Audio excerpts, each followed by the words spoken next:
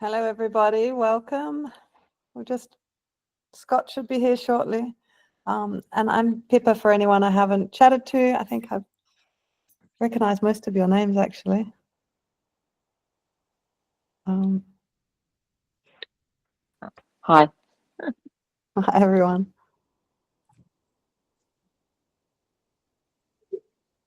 I think Scott should be here in a second. He's very sweetly up very late at night in America to come and share all his Kilimanjaro wisdom with us.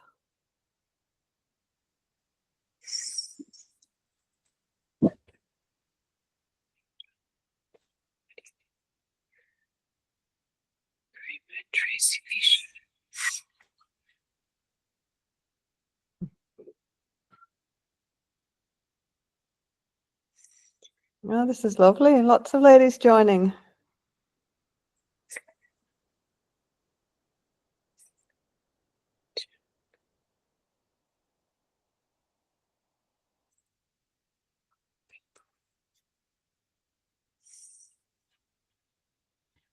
I'll just give him a couple of minutes. I don't.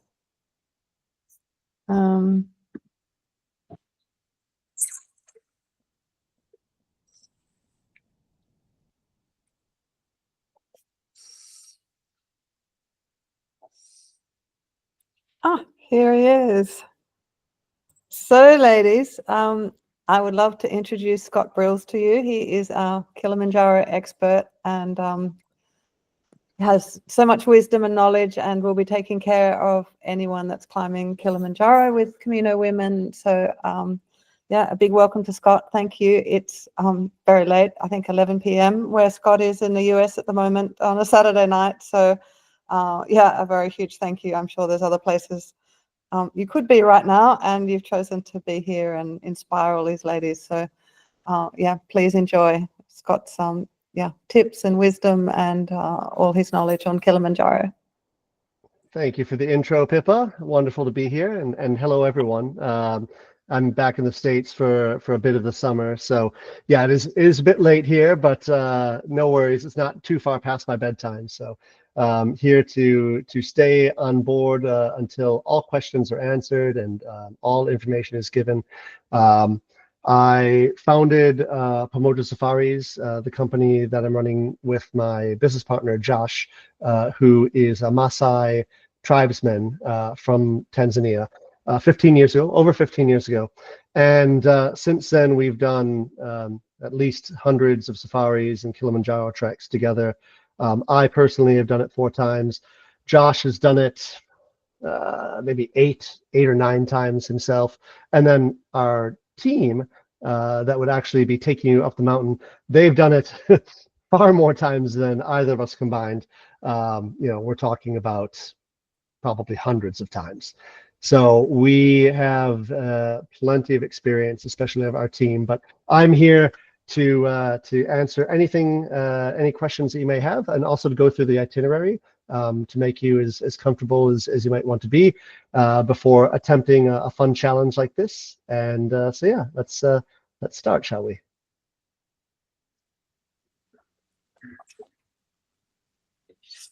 First off, are there any questions right off the bat? So what I was thinking about doing is going through the itinerary, but if anybody has any questions or concerns or whatnot before we even start, please let me know, and be happy to answer any questions from the get-go. Anyone? You're all very quiet. All right, yeah, that's fine. So what the schedule that we have right now kind of consists of is arriving into Tanzania. So you'll be flying from wherever you are in Oz and arriving into Kilimanjaro International Airport. And that is kind of the base of safari and Kilimanjaro operations in Tanzania. The airport code is JRO. And you would be going from there, and we'll, of course, pick everyone up at the airport and take them to our lodge in Arusha to spend the first couple of nights.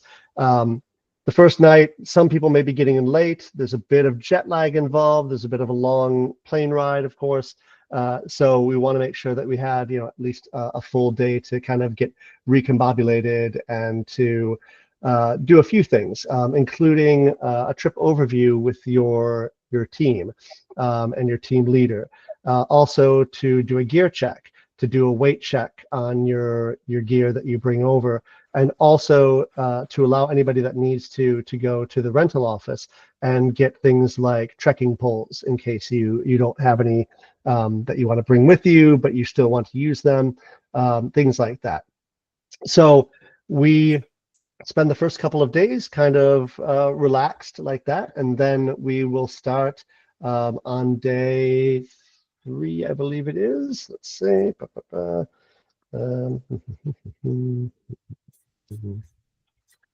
Go.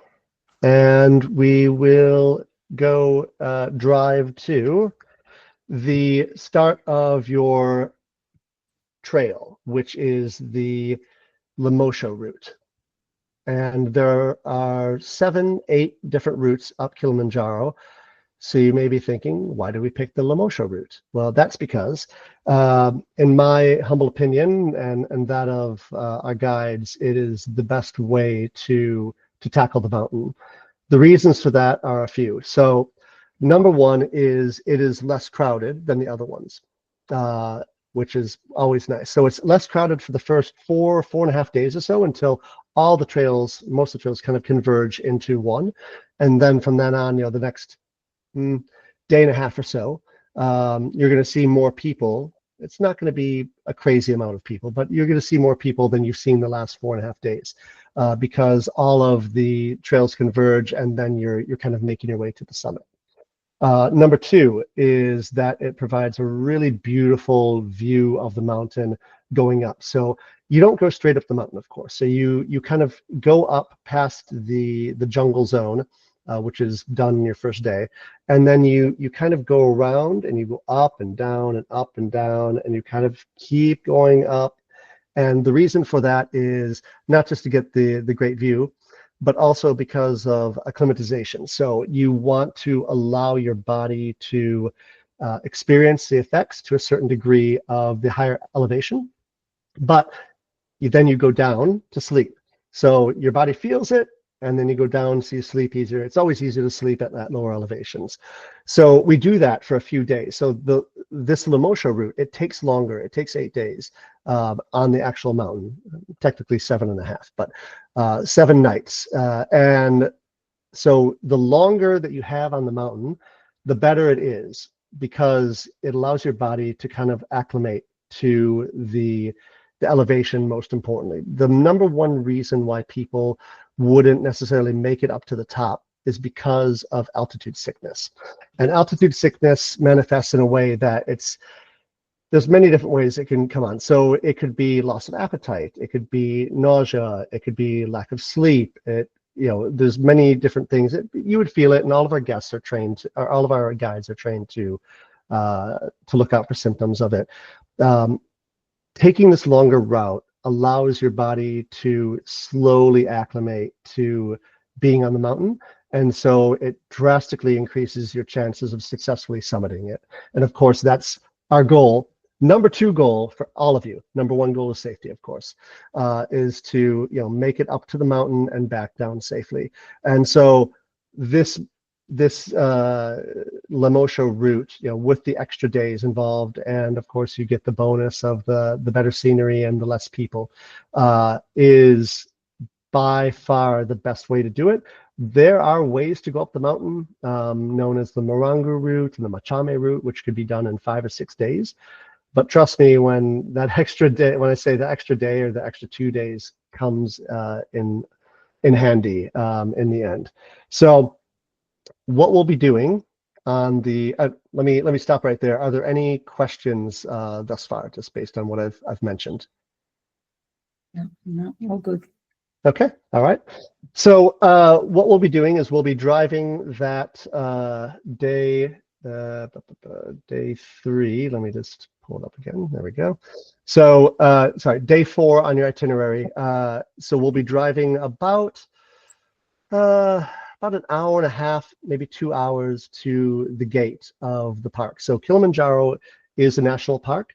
It's protected. There are, gates. We have to pay. Record all of our guests and pay a certain amount per guest for them to be in there for every single day. And so we do all the paperwork and the formalities in that first day on day 4 in your itinerary, and then we have our kind of introductions to the rest of the team. You'll have already met the head guide and the assistant guides, but we actually have a few other team members for you to meet, including the chef and the chef assistant and the porters, of course, that will be there to assist you on your journey, and of course to make everything not extremely easy, but as easy as it can be on the mountain. So they're the ones in charge of making sure that you're fed and happy, looking out for you. They're the ones in charge of setting up and taking down camp every day. They're the ones in charge of carrying the bulk of your provisions and your tents and your sleeping bags and your sleeping mats, all that stuff. So we'll do a kind of a little introduction session, and then our chef will make you lunch as soon as everyone's checked in. And then after lunch, so we're talking about 2-3 p.m. or so at that point, you'll start on your journey. And that first day, it's going to be very easy, slow ascent through the trees. So the first day is you're in a forest, basically. So slow ascent on a trail through the trees, 3 to 4 hours or so, and then you'll get to base camp for that first day. And you'll kind of be shown to your tents, and feel free to kind of wash up, clean up before we have dinner together. That first day, it's pretty uncomplicated, let's say. You cannot see the mountain at this point. It's just like you're going up slowly through a forest. At the end of the day, you're at almost 3,000 meters, not quite. Yeah. Someone says that? Nope. Okay. You're at about 3,000 meters. Elevation gain is about 500 meters. So you're starting at, let's say 2,500 meters or so. So nothing too crazy. Obviously, the first few days of the trip, we want to start off very gently, because there is a matter of, you just flew there, you've got a little bit of jet lag, you've got a little bit of the fatigue from the plane and everything. And, hopefully that'll all be taken care of in the first few days on the ground before you even start the ascent. But the way that the climb is, you kind of start slowly, and you slowly get a little bit more challenging up until summit day. But every single day from this point forward, it's very similar in that you wake up generally 7:30 in the morning or so. You've got about a half hour to make it to breakfast, to kind of slowly rouse yourself from your sleep, make it to breakfast. About an hour in breakfast, and to then come back and prep your stuff, your day bag and whatnot. And then from there, you will start walking. And every day's, on average, if I had to estimate, it would be about 5 or 6 hours of walking. And we're not talking, no special equipment is needed, no pickaxes or lines or, clip-in harnesses or anything like that. It is just a matter of putting one foot in front of the other, and it is a slow ascent, gradual ascent up the mountain, up and down each day, until you get to the camp. So on day 2, you start to get into a little bit less forested zone, about an hour or 2 hours into the climb. And then you're going to, by the end of the day, have a view of the peak, which is really exciting, because Kilimanjaro Peak is generally full of at least a bit of white cap of snow and glaciers. So that's pretty exciting to see that for the first time. And you will, again, that day spend a little bit longer. Instead of 3-4 hours, 5-6 hours. Elevation gain again is about 500-600 meters, so not a ton. Every day you're basically going an extra 100 meters up until summit day. And then again, make it to camp, and again you have some time to rest up, and then it's dinner time altogether. And then our guides will take you, kind of do a recap of the day, and then they'll tell you what you're going to get into the next day. And also time for some questions, and also to do a check just to make sure everyone's oxygen levels are fine. So we have a little clip that you put on your finger, and you just breathe normally for about a minute or so, and we just make sure that we keep track of everyone's oxygen levels, just to make sure that nobody, unknowingly drops too low, and that, it's not going to be necessarily apparent, but we want to make sure that everyone is proactive in maintaining their health and ability all the way up and down, of course. Day 6, so that'll be day 3 of the climb. We are going up to the Shira Plateau, which means we're going even more, so that the higher up you go, you get less and less trees, and then you get less and less shrubs, and then you're basically on the side of a volcanic mountain. It is, of course, no longer active, so you don't have to worry about that. But you are going to spend another, about 6 hours, about 700 meters gain that day, and again, it's really very, very calculated in how fast we go. And when I say fast, it means slow.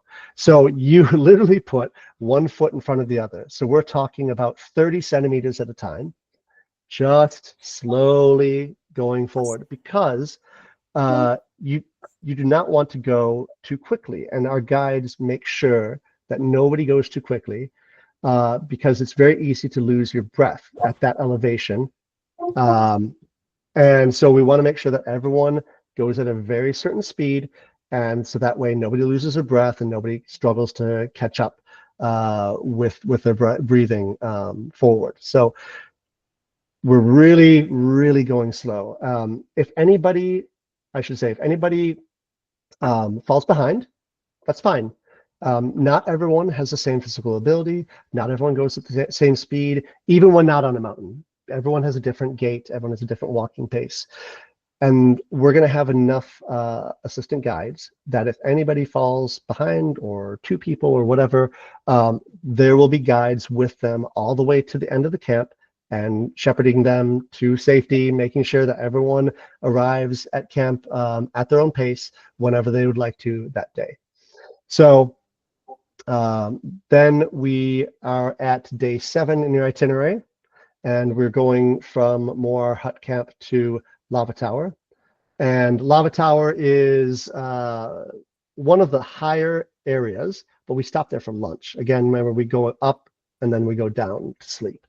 So Lava Tower is just kind of an interesting rock formation on the side of the mountain that we feel is a good spot. It's high, so we want to spend a little bit of time there, and so we use that time to have lunch, and then we go down from there quite a bit to then go to our camp for the night. And this day we're actually going to lose elevation. We're not going to gain it, so we're going to lose about 250 meters.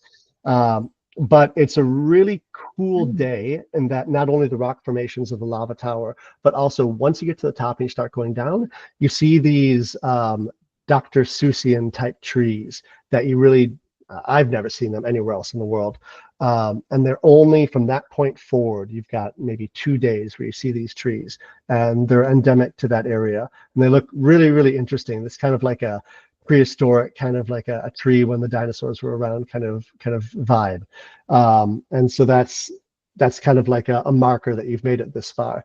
And then day 8, so that will be let's see, so that'll be day 4 of your climb. Let's see, 4, 5, 6, 7, day 5, sorry.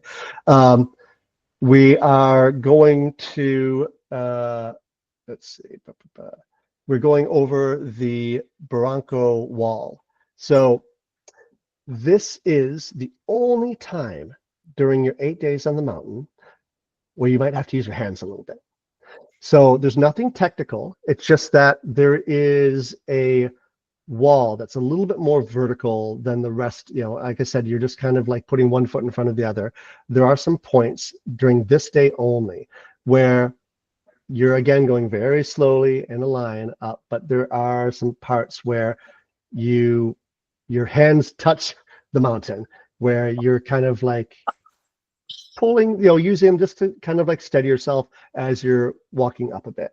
That would be the most technical part of the entire climb. And again, there's no special equipment needed. It's just a matter of the rest of the climb, you don't use your hands at all. At this point, you may put your hands down a few times. It's a relatively short day.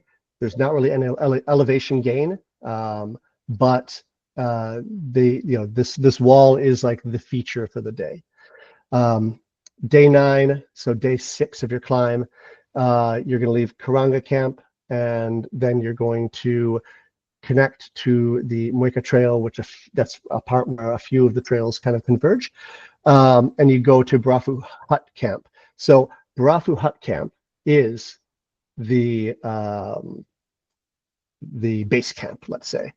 So if you're like Kilimanjaro or Everest Base Camp or whatnot, this is one of the 2 or 3 places around the mountain where guests stop for the night, and then they get ready to then the next day do the summit.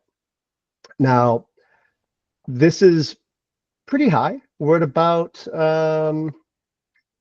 let's see, we're at about we're over 5,000 meters. We're just over 5,000 meters or so at this point.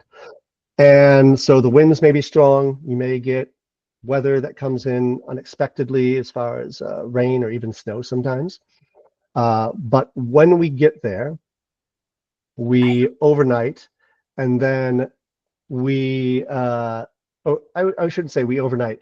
We have an early dinner. So we have an early dinner, and then we go to sleep. So we go to sleep at 6 p.m., something like that. And we wake up at 11. Now, this is where the fun starts. So out of the entire thing, what I tell everybody that goes up, I say, it's, by and large, a cakewalk up until this point. You have to have one day of suck to make it all worth it. Because if it was easy, what kind of story would you have at the end? So this is the day. This is the challenging day. You wake up at 11. You get some tea, some biscuits, some coffee, and whatnot. You pack your bag. You put on your winter gear, because at this point, remember, we're over 5,000 feet, 5,000 meters up, and you start your ascent. This is a long ascent. You start at midnight. Why do you start at midnight? You want to be up there for the sunrise, because the sunrise, hopefully we've got great weather that day. We usually do, but no promises. The view from the top is breathtaking. To see the sun come up is really something special. So in order to see that, we start at midnight, and everyone else starts at about the same time. If anybody feels that they might want a little bit more time to get up there, if they've kind of fell behind a few times before and they want just some extra time, we can have them start earlier, as far as they would wake up at maybe 10, leave at 11, start ascending with some guides, and then the rest of the group would intersect with them before they get up to the top. So I want to make sure that everyone knows that just because different people go at different paces, if you're not sure of your physical ability as far as like the ability to keep up with certain other people in the group, don't worry about it. We have everything taken care of, and we can make sure that everyone at the end of the day is together, and we've done this many, many times before. So that night, you're basically doing nothing technical. It's switchbacks. You're just going up, or sorry, left and right, left and right, left and right, left and right. We have breaks every so often to hydrate, to eat some snacks and whatnot. And then after that, we will reach the first summit. There's 2, at about 6:30, 7 in the morning. So we're talking, a solid 7 hours of slow ascent. But of course, the elevation is high, so it's harder to catch your breath, and it could be very cold, it could be snowy, who knows. So we want to make sure that we leave enough time for everyone to slowly ascend up to the top. And then once we get there, we stop for a second, we have some tea, we warm up a bit, and then it's the final 45 minutes to the actual summit called Kibo, K-I-B-O.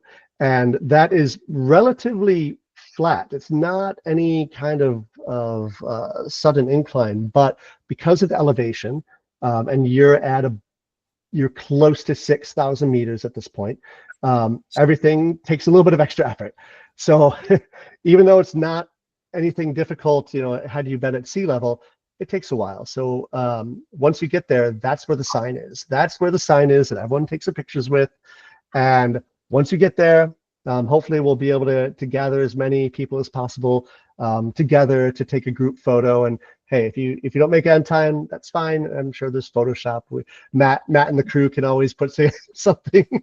But everyone will get a photo that makes it that far, and then no dawdling. We need you to then go down, because it's not great for your body to be up there for that long, especially having just ascended 1,000 meters or so.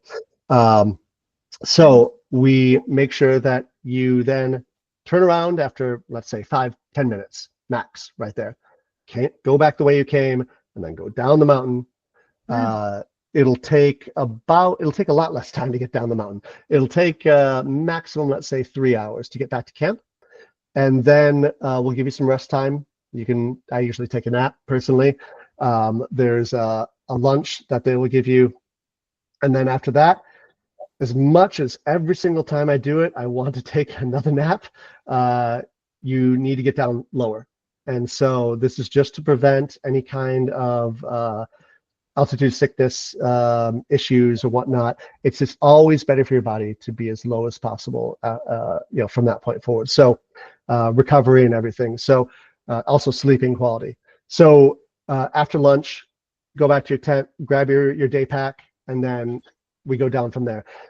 From that point forward, it's about 4 hours or so to the camp that we actually spend the night.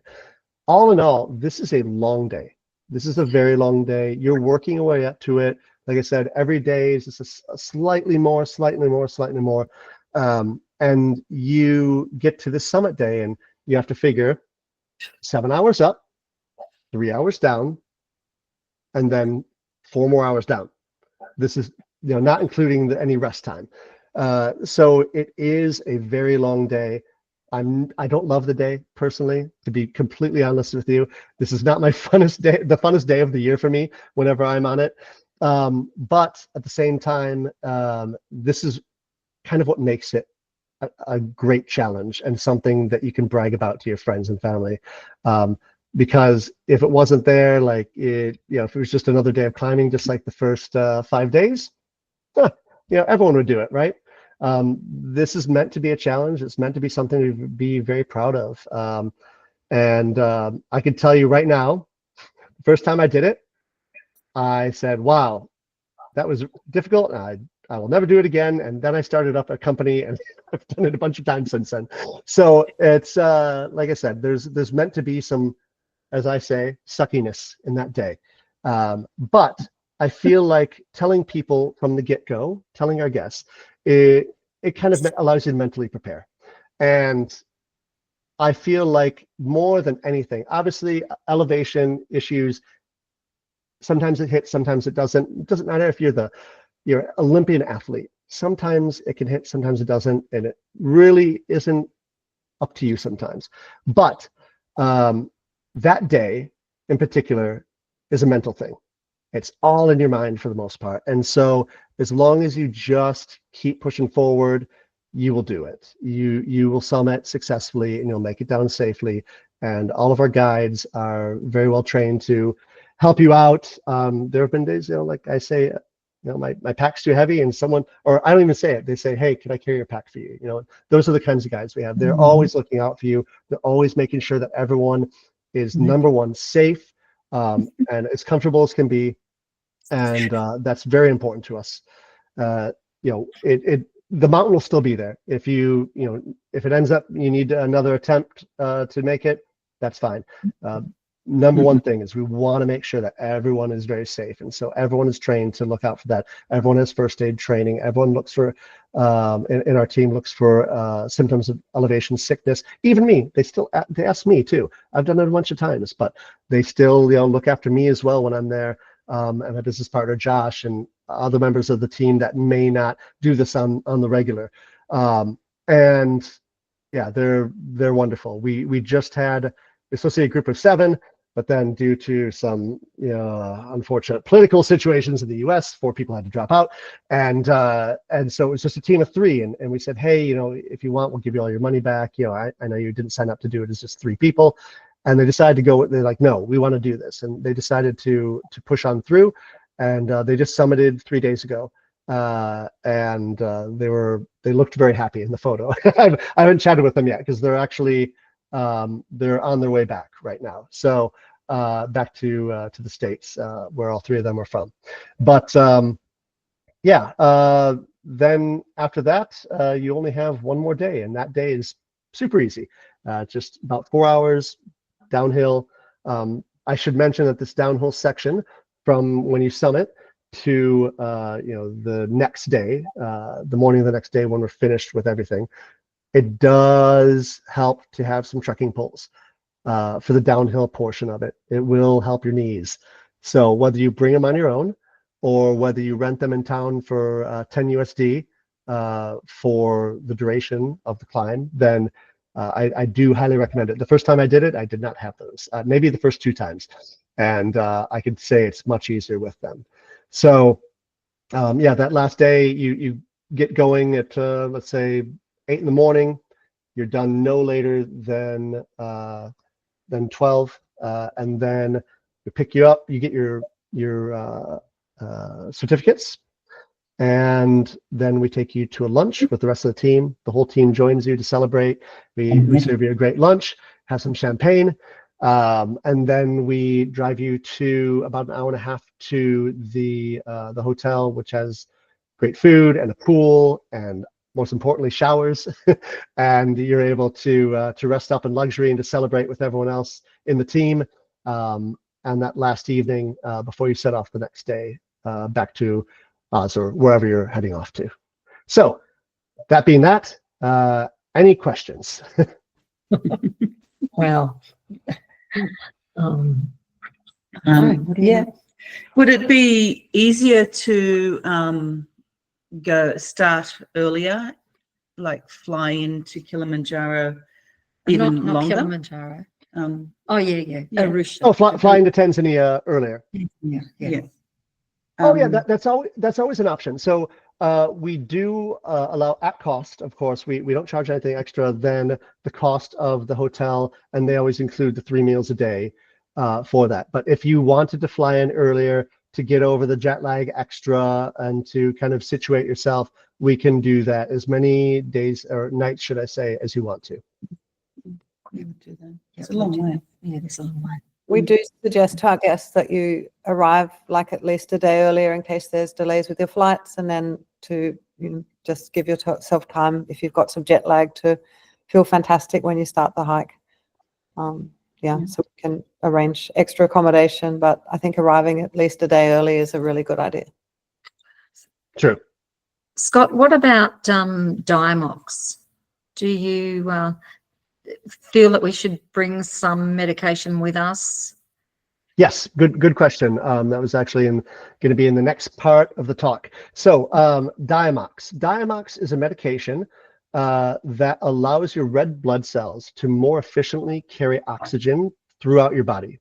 So what that does is to allow you to operate better at higher elevations, basically, because as we go up, we have less oxygen in the atmosphere. And so your red blood cells do not carry as much oxygen to your brain, most importantly, in the rest of your body as well.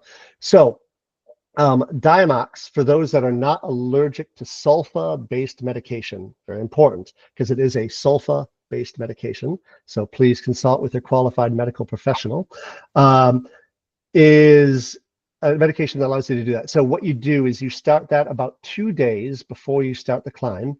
It's a relatively inexpensive, easy to get drug from any travel clinic. I mean, I know plenty of places around the world you can just buy it over the counter, but generally you have to go to like a travel clinic and kind of tell them what you're doing. And you take 1 pill a day. And for me, having done it without this the first 2 times, and then done it with it the next few times, I can say that I do highly recommend it. We have seen much better success rates and just lack of elevation sickness, altitude sickness issues with guests that are using Diamox. So I do recommend it as long as you're not allergic to sulfa-based medications. And the side effects are mostly, it just makes you pee a bit more. So on that note, a little trick that I've developed, and it may work better for some than others, is that I quit drinking liquid generally by about 6 p.m. So we get into camp, I hydrate, and then by about 6:30, maybe 7, I stop drinking, so that way I don't have to pee the rest of the night, because it's just unpleasant. We're going to have private toilets for everyone. We'll actually probably have 2 for your groups. And so that won't be an issue. They'll be clean. They'll be readily available close by. But it's just no fun at 3 in the morning having to kind of like get up out of bed and put on your clothes and kind of go out into the night, and it's cold. And, so I think that is the way to do it personally. To each their own, but just wanted to kind of give that little tip. Super. Yeah, thank you. And then the next morning, of course, you hydrate. You hydrate like crazy, during breakfast and before and after and whatnot, because you don't want to be dehydrated on the mountain. But yeah, in the evening, that's how I do it. So you're saying actually start the Diamox before we start the walk, not just before we get to the 3,500. Oh, yes. Yeah. Because actually, in Arusha, where you'll be starting, the elevation is let's see, so it's about 1,500 to 2,000 meters or so. So a bit higher than maybe most of you are living at right now, and even without that, it still says like in the instructions to start it beforehand. So start it, generally it says like 2 days beforehand. Yep. Super. Thank you. Yeah. Any other questions? All righty. Yeah, Okay. sorry.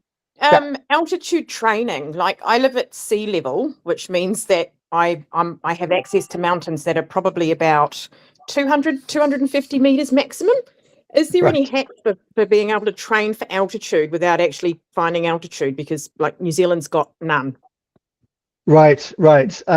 So beyond doing like one of these fancy face mask, treadmill type things, and some of these gyms or training centers, which most people aren't going to do. What I always recommend is just concentrate on cardio, basically. So the more efficient your heart, the better, always, when you're doing any kind of exercise, right? So although there's not a way without traveling for you and probably most others to do any elevation training, it is great to just go on maybe extended walks, maybe fill a pack, and not with anything super heavy, because your porters are going to be carrying the bulk of the load. I mean, you're talking about maybe 5 kilos, 7 kilos, something like that. Like you've got your water bladder, your water bottle, you've got a rain jacket, you've got some snacks, that's all you're carrying with you during the day. You're not carrying any kind of load, but just to train your heart better, maybe to fill a pack with a little bit more weight, and to power walk or jog or whatever you want to do, is always helpful, is always beneficial. But yeah, as far as training at elevation, no, it's pretty tough, but I have to say that most guests don't have that ability, and they're fine.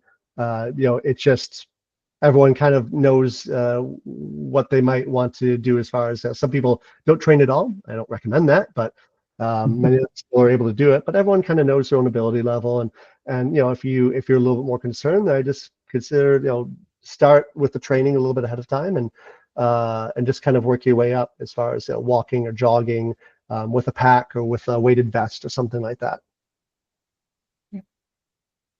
And stairs are quite good too, just to get your knees nice and strong for the ups and downs. which is Yeah. If you could find like a stairwell in a large apartment complex or something like that, that's wonderful. Jane, did you have a question? There were a few people that raised their hand in the. Uh, Doris. It's Jane here. Okay. Yeah, Jane. Hi, Scott. Thank you. No, I didn't have a question. I was just going to share my experience of one trip without Diamox and then one trip with. And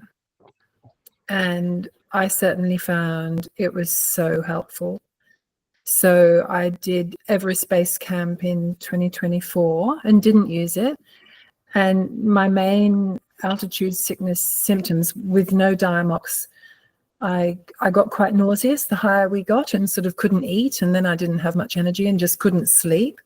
But I still made it up to, 5-4, so got all the way. But then just a month ago, I went to Tibet and did the pilgrimage around Mount Kailash. And I used Diamox, as you suggested, from 2 days before, because we flew into Lhasa, which is already 3,000 meters, and did the whole thing up to 5,800, like with Diamox the whole way, and was amazed by how much better it made me feel. Like I could sleep properly, I could eat properly, and I feel like those two things gave me enough strength to do the actual trek. So yeah, it was fantastic, and no side effects of any sort. So amazing difference. And I'm someone who doesn't normally take any medications, so Same. I was a bit scared of taking it, but it's a wonder drug, if you're not allergic to it. Yeah. Same. And that your Everest Base Camp echoes my first time on Kilimanjaro as well. Losing bad sleep, low appetite, and then that just makes you weak in general. Yeah, it's no fun. Yeah. Excellent. And Joy, do you have a question still? I see you're also hand raised, basically.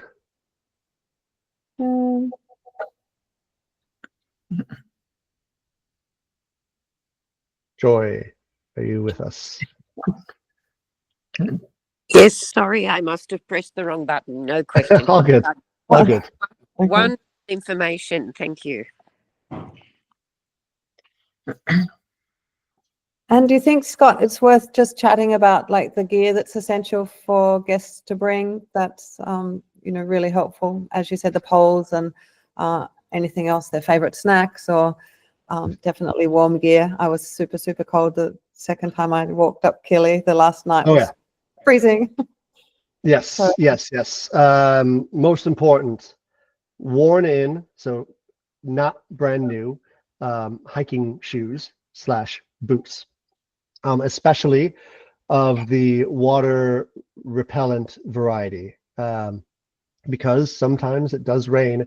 There's nothing worse than getting your shoes wet and having to walk in sopping wet shoes. It's the worst. So that is my number one thing. Some people say, oh, I'm traveling from somewhere, I don't want to lug my boots with me, can I just rent them on the ground?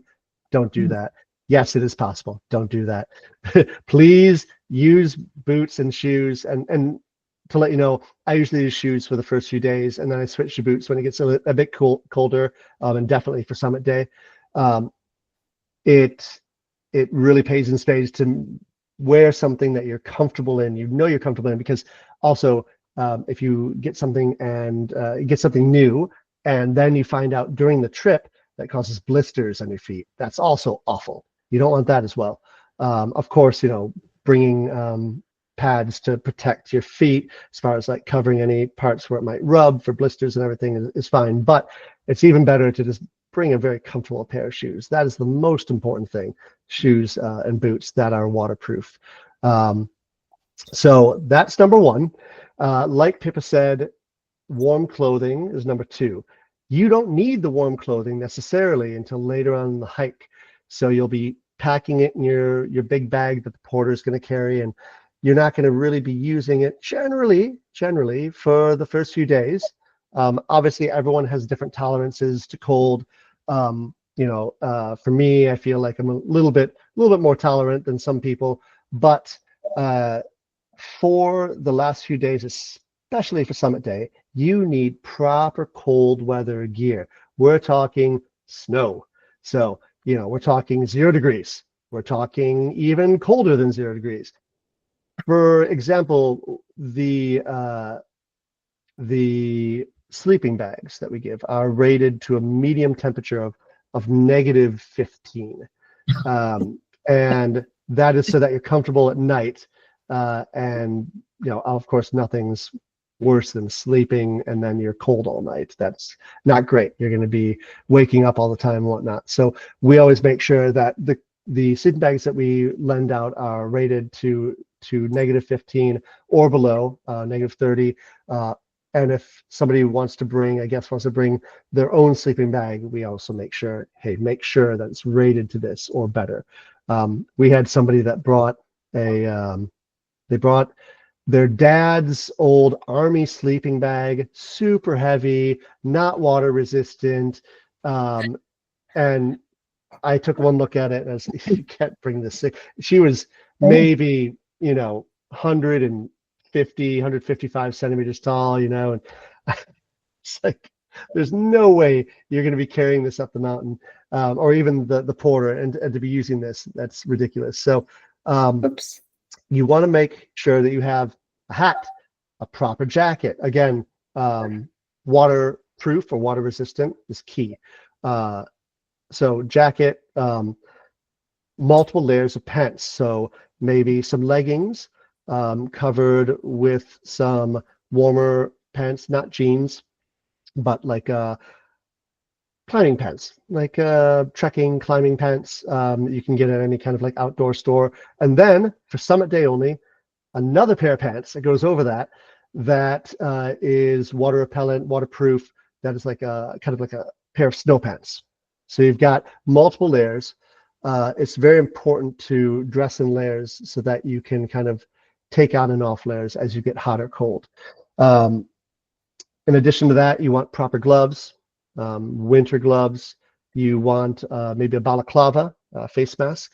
For these, I'm focusing on summit day right now because that is the coldest it gets, right? So you want to go from there, and even it's better to pack and not need than to not pack and then need, right? So for summit day, I'm saying gloves, hat, multiple layers, scarf, balaclava, hand warmers, things like that. So it's how cold you get. I'm sure most of us at one time or another, even if you're not living there right now, have been to colder climates before. And so how cold you get. And I would say pack as if you're going to go to a spot where it's going to be below 0. Because it very well could be just for that morning of the climb. So you're packing the stuff, your porter's lugging it up the mountain and everything, and it's only for 7 hours, because the moment the sun comes up, you're like, get the stuff off of me. I'm so hot. It changes completely. This is just for those 7 hours, midnight to 7 a.m. or so, when it's dark and you're climbing up and it might be snowing, it might be cold, that is the thing that I want to make sure everyone knows about. It's like, it's the toughest part. It's the coldest part. It's dark, and you want to prepare just for that. So even if you have to bring stuff, you're like, oh, wow, I have to bring this just to use it for 7 hours. Bring it. Definitely bring it. In addition to that, water canister, not necessarily a water bottle because they're kind of clunky, a little bit big.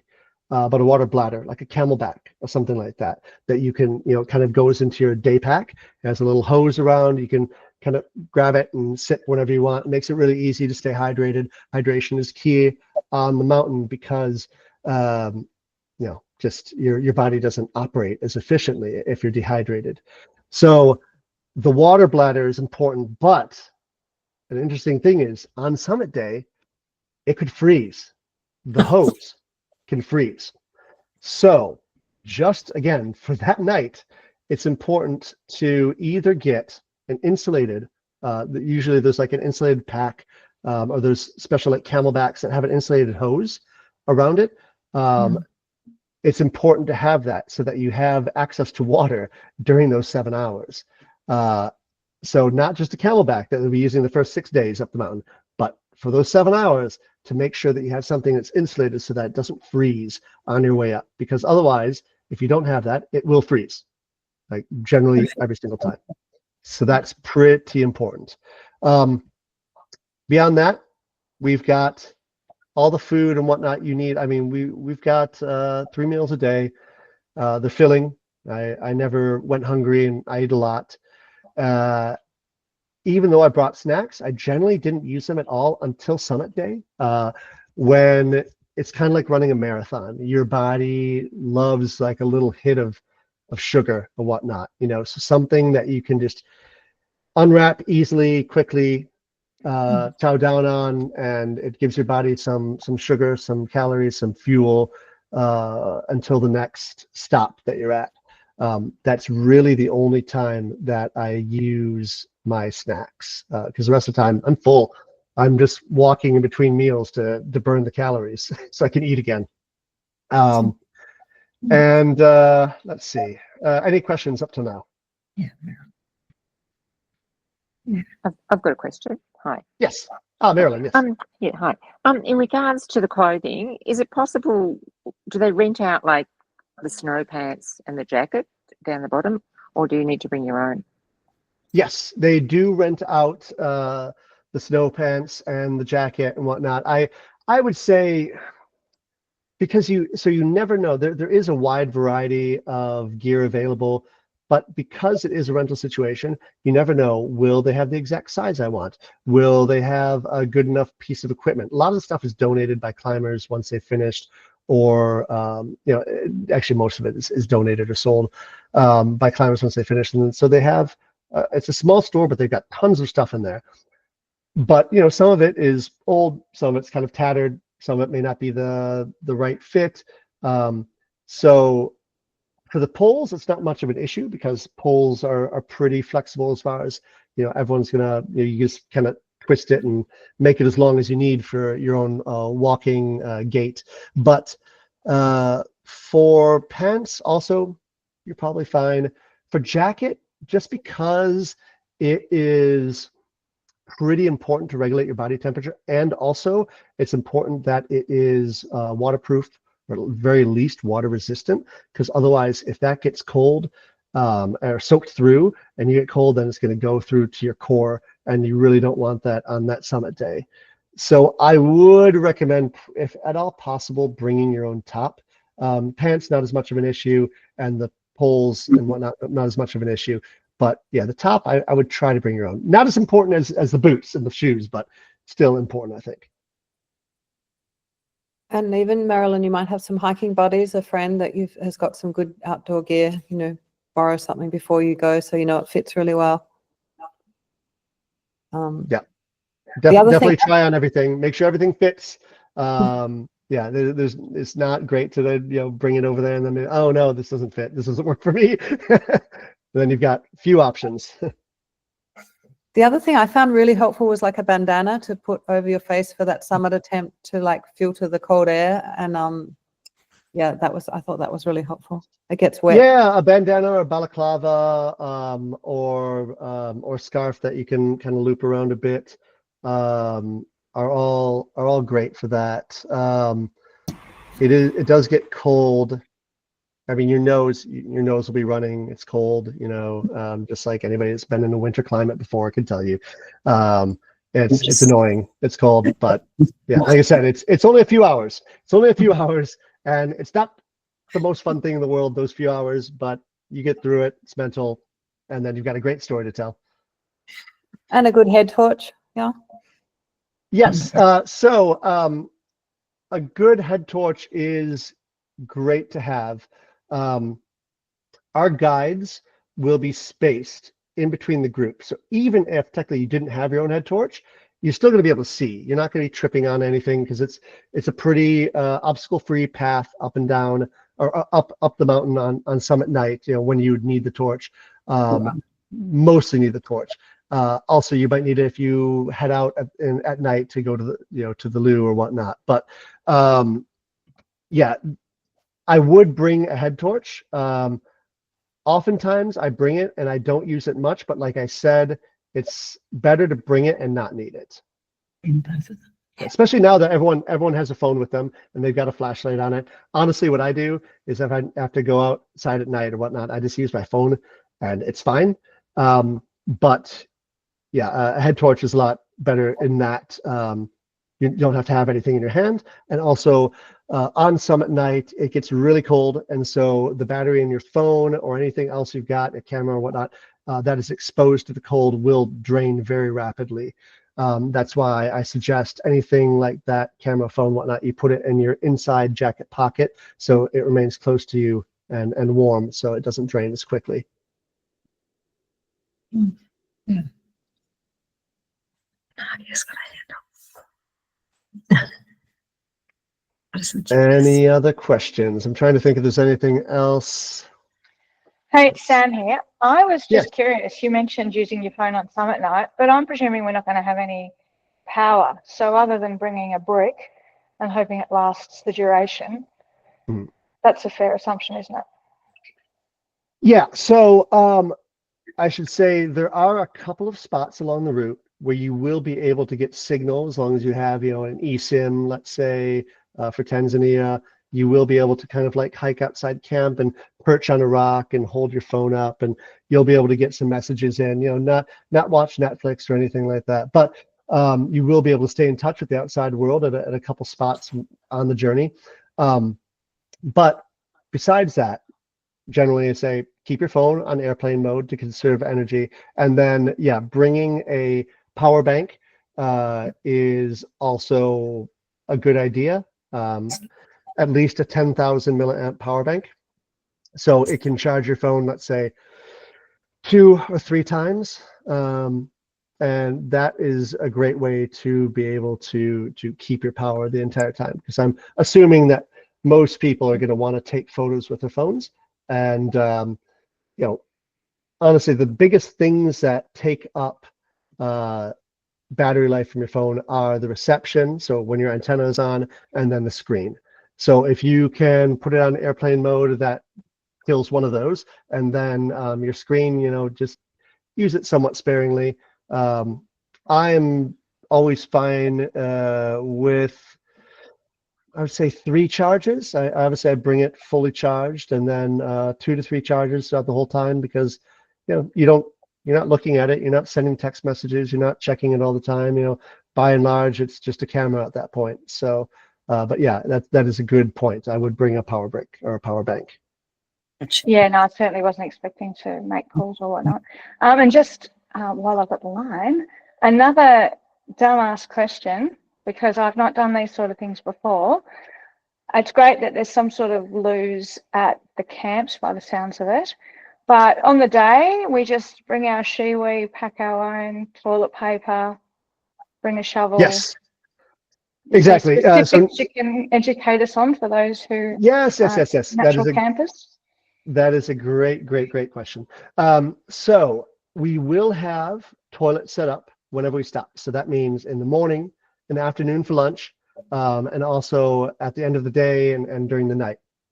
However, if you have to go in between any of that, so like when you're actually walking, hiking on the mountain, when you're doing summit day, let's say, then you just go off to the side, you find a rock to go behind, and then yes, a shiwi is a great thing to have at that time. We do carry toilet paper with us. I also recommend bringing at least a pack. I would bring 2 packs personally of what do you call it? Baby wipes, basically. I also use those for showers at the end of the day.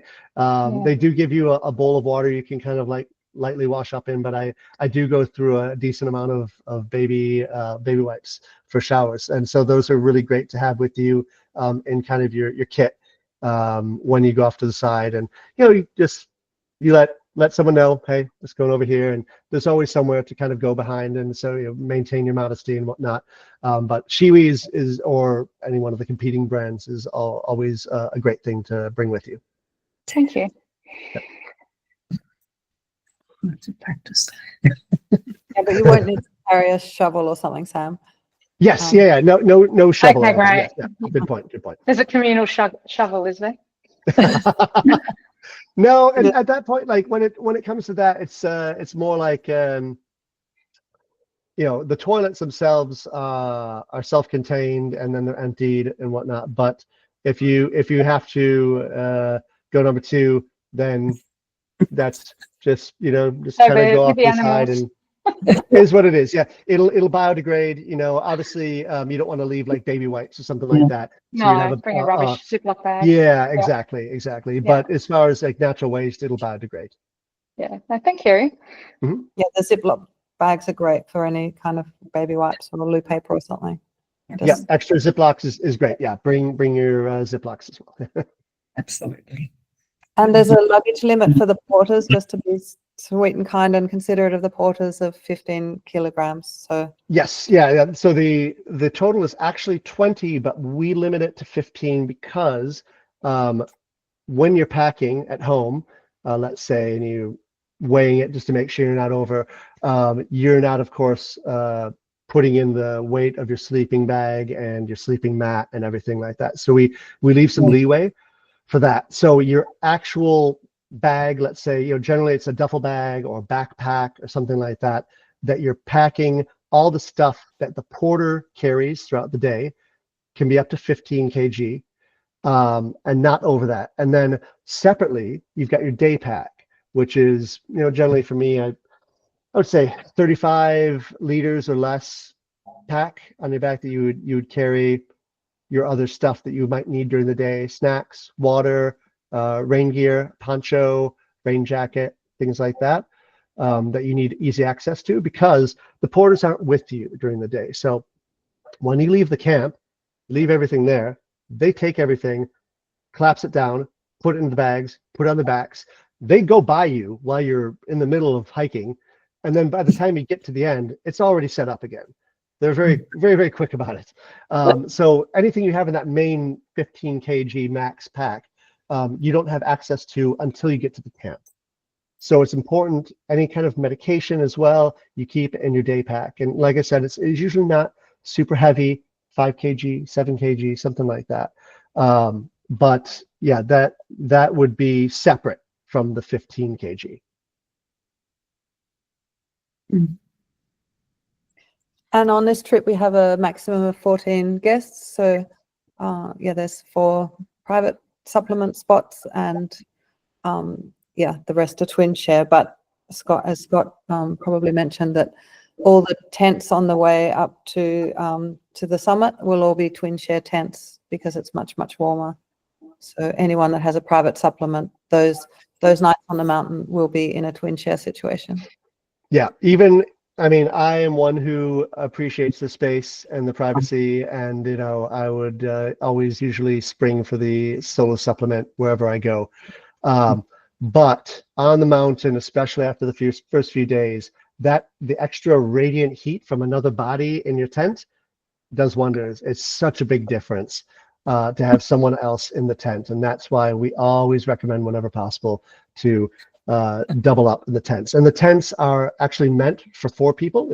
They're all 4-person tents that you're in, so that allows enough room to kind of move around and to store your gear and whatnot, and not be too cramped. I feel like when they rate tents, they always rate like the maximum possible they could ever fit in the tent, but we want to make sure that everyone is as comfortable as can be, without, of course, making the tent too big, in which there's not enough radiant heat to keep the tent warm. Yeah, it's a delicate balancing act. The tents that we use are the same tents that they use when they're summiting Mount Everest, and so they're very, very capable tents as far as keeping out the elements, the wind, the rain, the snow, and everything like that. Yeah, they're very comfortable. As comfortable as you can be on the side of a mountain at 5,000 meters and whatnot. And our sleeping mats as well that we provide everyone are a mix of memory foam and air as well. They're about 10 centimeters thick.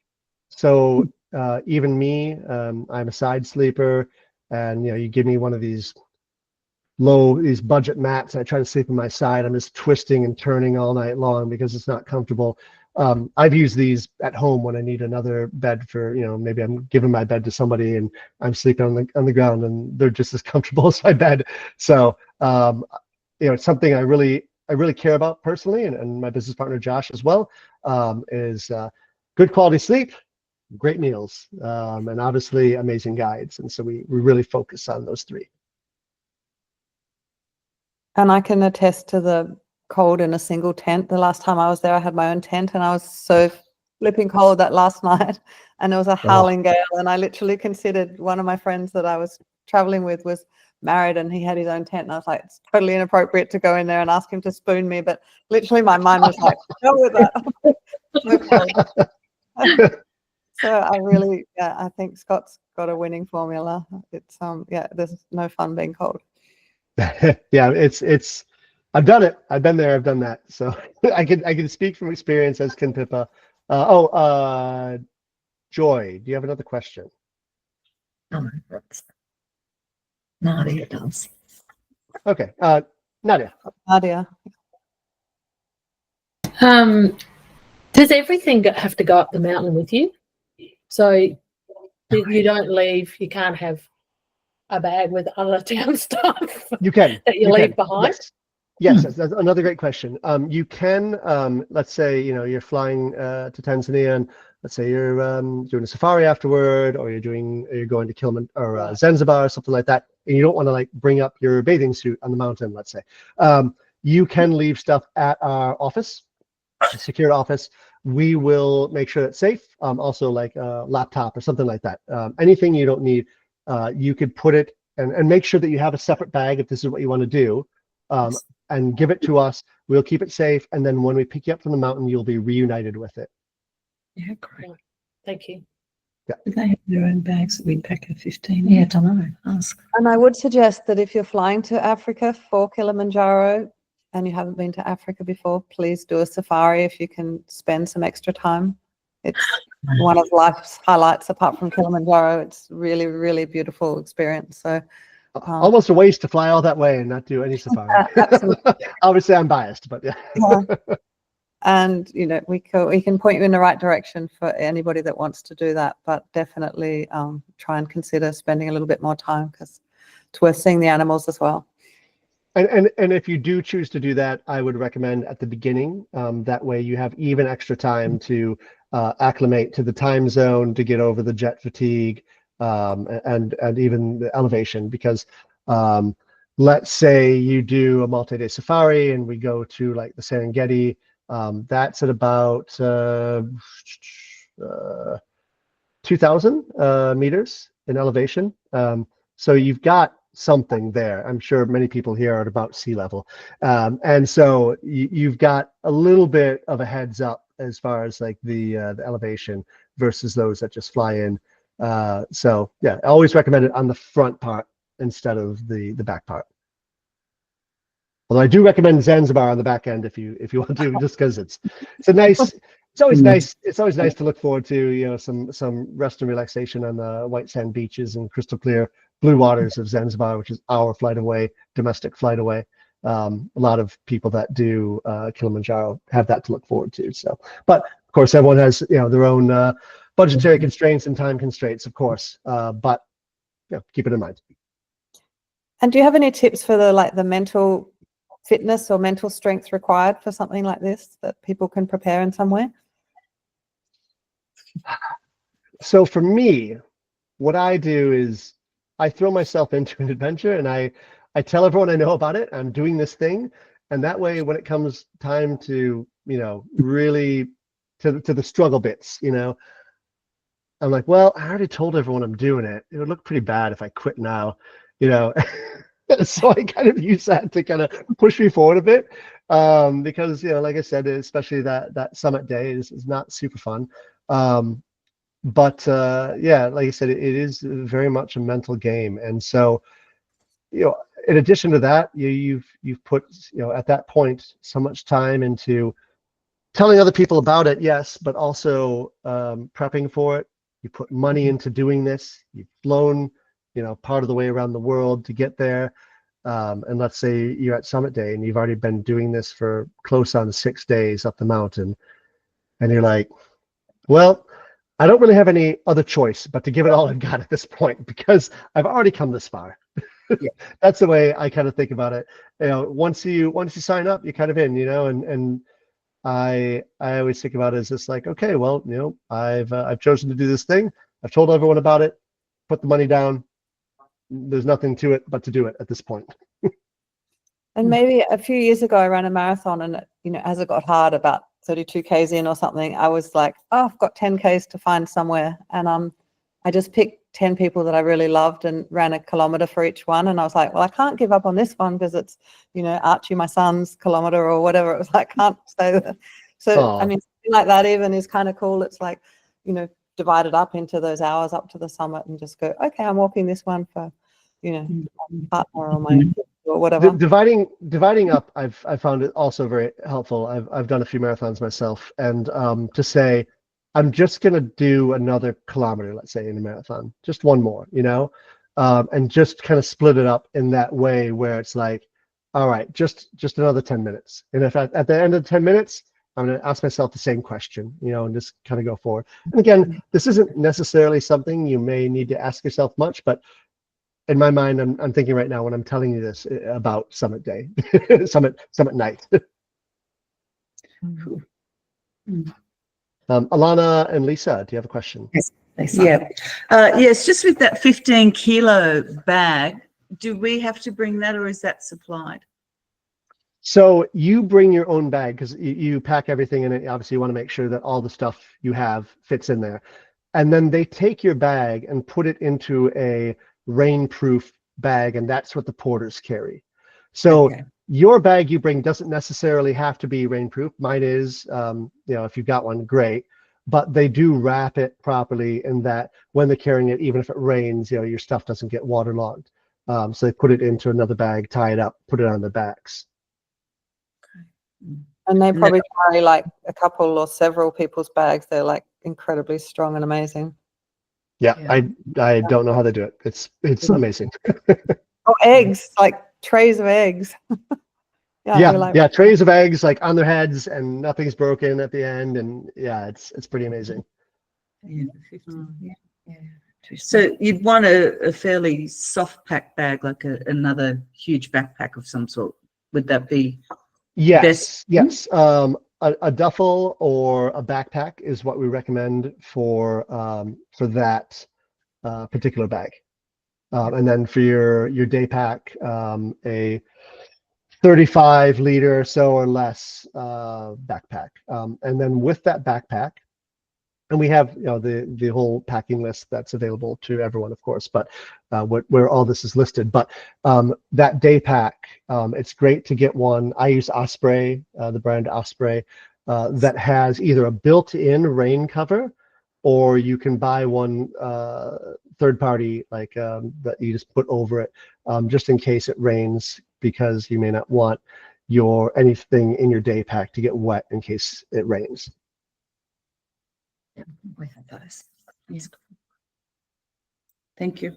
Mm-hmm. I thought of something else. I can't think. The snacks is quite good to bring if you have favorite little things that you use, protein bars or something from home. Put a few of those in your bag so that you've got some favorite chocolate bars or whatever you're familiar with for that last day. Particularly, it's quite nice. Yeah, and we do have plenty of stops throughout the day, in between breakfast, lunch, and dinner, where we're stopping to catch our breath and regroup and whatnot. And I found it nice to have some gummies with me or some Stroop waffles or something like that. It's kind of like a fun little treat.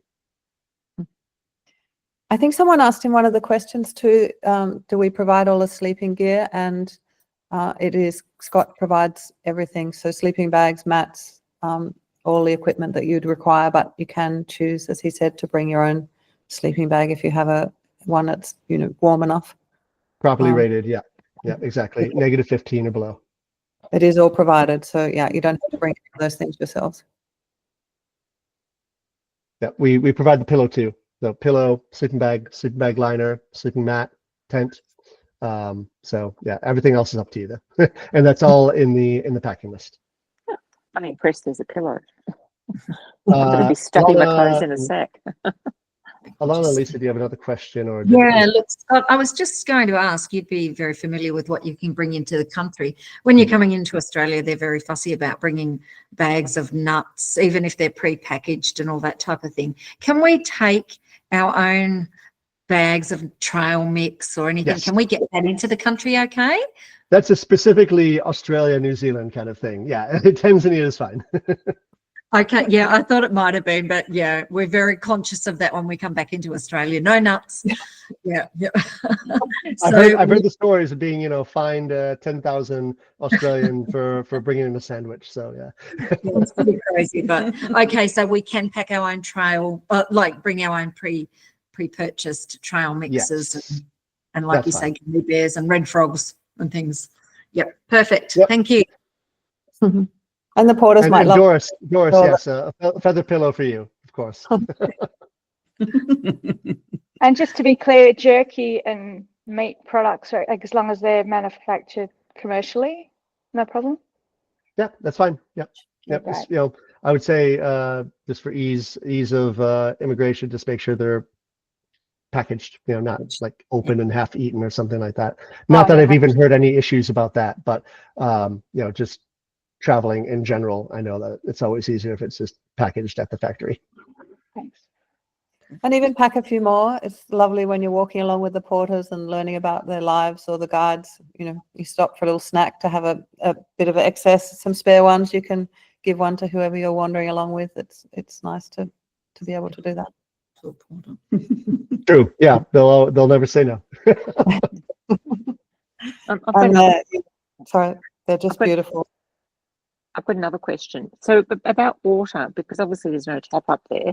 Are the porters carrying all the water up as well, or do we just melt water along the way? How does that work? That's a great question. Great question.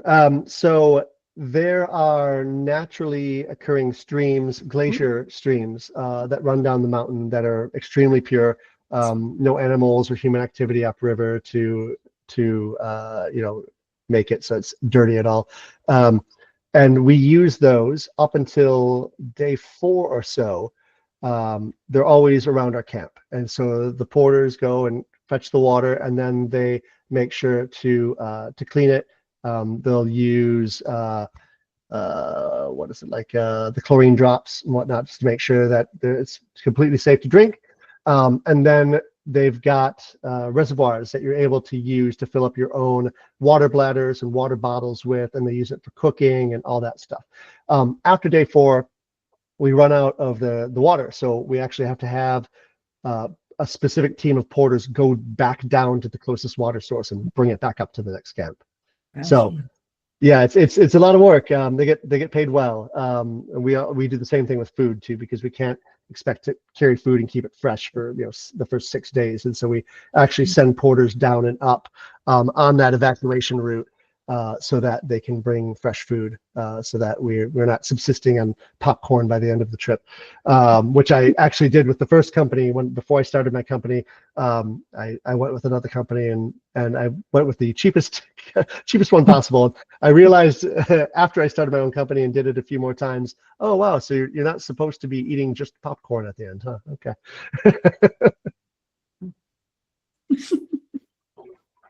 But yeah, so there's fresh water the whole time.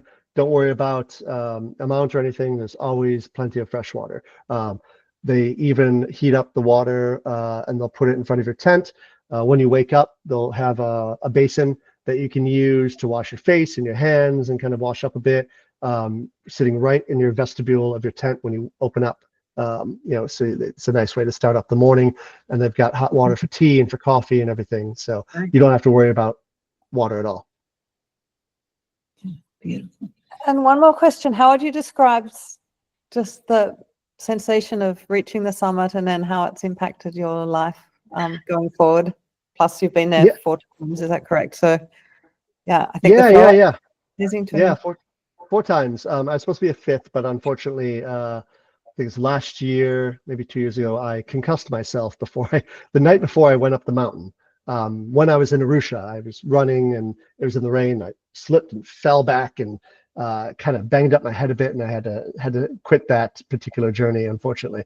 But yeah, the first time I did it was back in 2010, and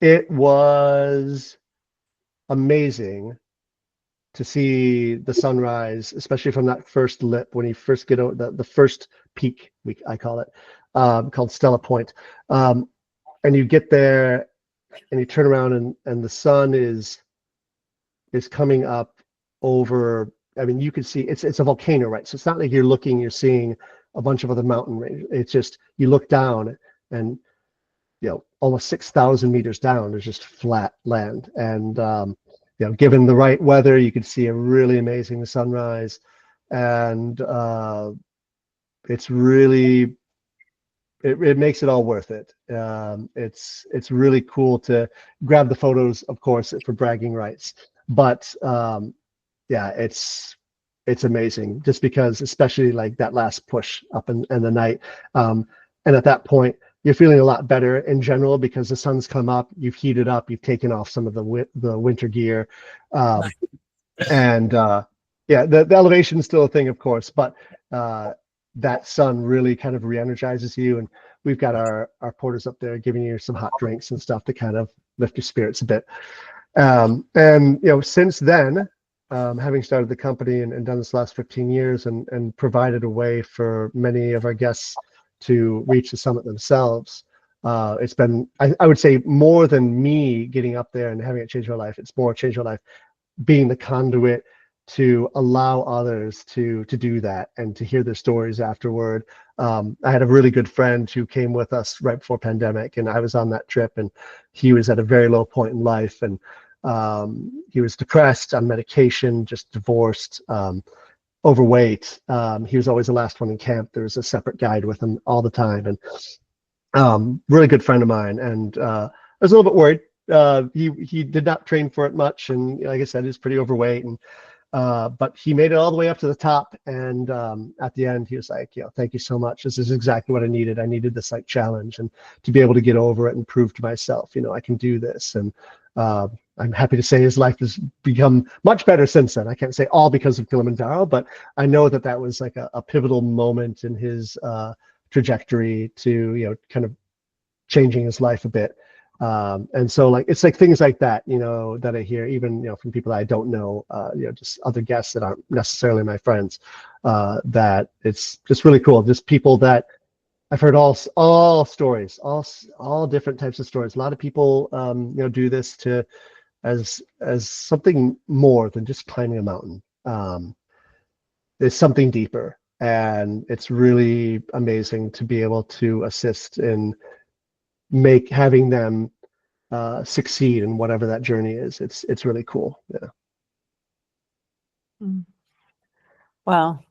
So I hope this has inspired everybody, and it's getting pretty late for Scott, so we might wrap it up. But yeah, thank you very much for tuning in, and yeah, a huge thank you to you, Scott, for your time and your expertise. And Scott is great friends with Camino Women owners, Matt and Rebecca, which is how this has come around, that we have this opportunity to take trips to Kilimanjaro and have you women experience something absolutely incredible. For me, it's one of my life highlights, definitely, two of them, and I can't recommend it enough. And you're going to be in really, really good hands.